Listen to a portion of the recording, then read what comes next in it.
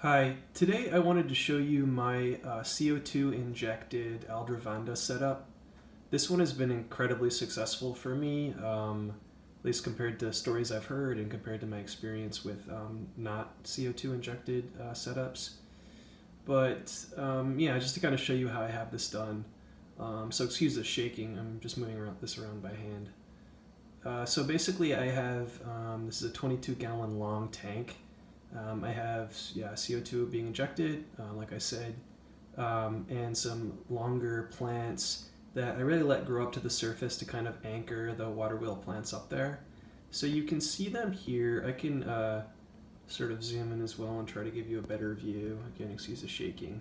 But here the traps are very large in comparison to the non-CO2 injected setup. There's a lot of splitting.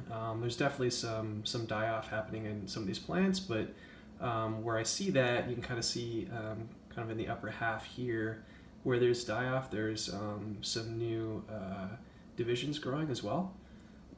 So again, you can see how large the traps are compared to the non-CO2 injected setup.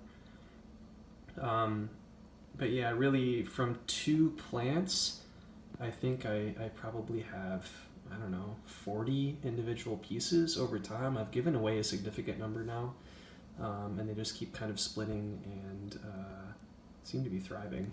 So there's really a big clump over here kind of at the edge of the tank. And then if I go over past these other plants, I have more over here. So yeah, what else to mention here? I don't feed these at all. I just let them, I think, mostly eat snails and other critters that are in this tank. But they're up at the top. It's not a shallow setup at all.